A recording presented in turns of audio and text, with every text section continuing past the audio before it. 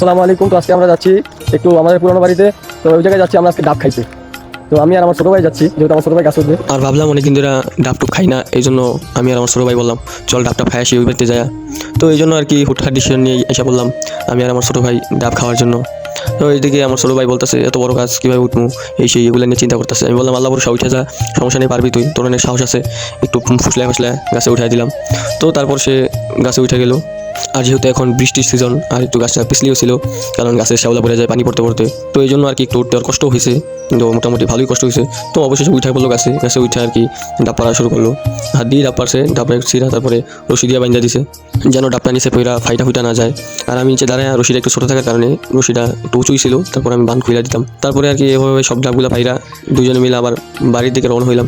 যেহেতু আমাদের কাছে কোনো কাটার মতো দাও নাই ঠিক আছে, কিন্তু আমার ছোটো ভাই দেখলাম একটা ডাব দাঁত দিয়ে কামড়ায় ছিলা খায় ফেলাইছে। আমি বললাম এত তোর দাঁতের পাওয়ার, একটু হাসলাম, একটু মজাও করলাম মাঝে মাঝে আর কি। তারপরে আবার দুই ভাই মিলে আবার বাড়িতে এসে বললাম যেহেতু আমি ডাব খামু, আমার তো দাঁত দিয়ে আর আমি খাবো না, এই জন্য আর দেরি না করে তাড়াতাড়ি বাসায় এসে বললাম। তো আজকে এই পর্যন্তই, আবার দেখা হবে কোনো সামনের ভিডিওতে ইনশাআল্লাহ।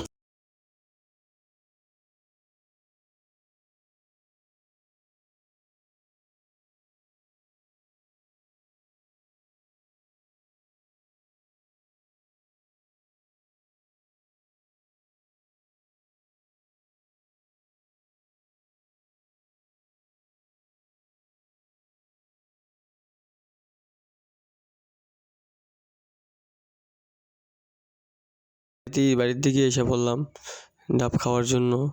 তো বাড়িতে আসার সময় একটু দূর আমাদের পুরান বাড়ি থেকে আমার নতুন বাড়ি, মেলা মোটামুটি ভালোই দূর। তো এই জন্য আর কি আইসা পড়লাম। বাড়িতে আসার সময় একজন বলতেছে কিরে ডাব আনলি করতে, এই সেই অনেক কথা শুনতে শুনতে বাড়িতে এসে পড়লাম। আইসা ওরা ডাব ডুব খায়া তারপরে গোসল মোসল করে আবার নামাজের দিকে রওনা হইলাম। আজকে এই পর্যন্তই। আসসালামু আলাইকুম।